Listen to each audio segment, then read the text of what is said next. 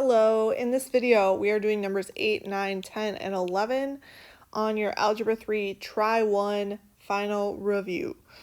These are all problems that involve I. The most important thing you need to remember when doing these is that I squared equals -1. So anytime I see I squared, I can replace it with -1. My first one, we have the quantity 1 minus 2i minus the quantity 2 plus 2i.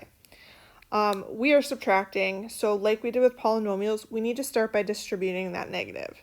So the first part of my problem is going to stay the same, 1 minus 2i. Then we're doing -1 times 2, which gives me a -2, a -1 times 2i, which gives me a -2i. So I just flipped my signs. From here, we're just combining our like terms.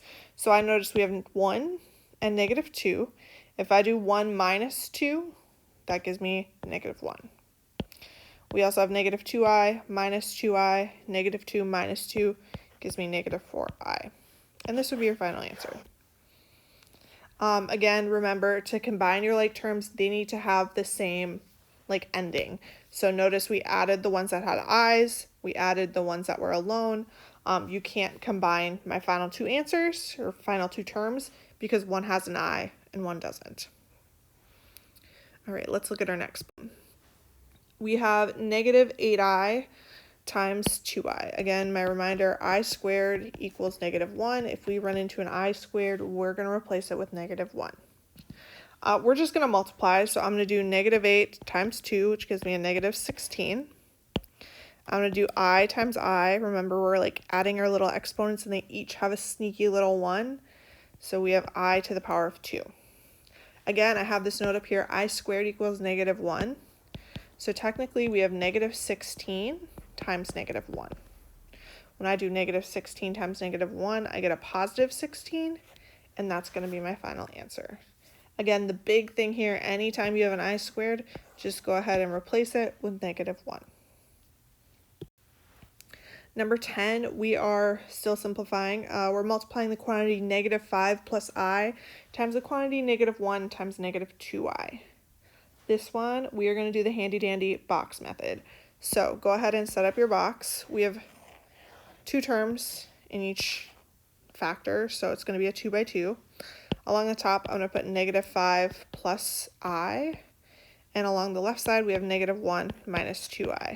Now you've flip-flopped where you put the things, that's fine, as long as this whole term is on one side, this whole term is on another. They need to stay together. When we multiply, we're doing -1 times -5, which gives me a positive 5. We're doing -1 plus times 1i, excuse me. When I multiply -1 times I get -I, and if you want, there's a sneaky little 1 there. We're doing -2i times -5, which gives me a positive 10i. And then my last one, -2i times 1i, would give me a -2i squared. I'm going to rewrite my terms and then combine the ones that are the same. So we have 5 minus 1i plus 10i, and then minus 2i squared. I notice at this step I have minus 1i and a positive 10i. So we have 5, and then 10 minus 1 gives me plus 9i, and then minus 2i squared. Now remember, I squared is the same as -1. So we are going to go ahead and take your -1 and replace I squared with it. So we have 5 plus 9i minus 2 times -1, which is really 5 plus 9i, and then -2 times -1 gives me a positive 2. My last step, we have two more terms we can combine, so 2 and 5 will give me 7 plus 9i as our final answer. And that's it for that one. All right, my last one that involves i's, we are adding. Ironically, we saved the easiest one for last. You're just going to combine your like terms. So you don't even really need the parentheses. This is 1 minus 2i plus 2 plus, and technically there's a sneaky little 1 in front of your I. Again, we're just combining the things that look the same. So I see 1 and 2 are alone, so 1 plus 2 gives me 3. Then we have -2i plus 1i. So I'm doing -2 plus 1, which gives me a -1i. You don't have to write the 1, and I don't think it would in your multiple choice options. So your answer would be 3 minus I. And that's that. All right, thank you for watching. If you have any questions, don't hesitate to reach out to your math teacher.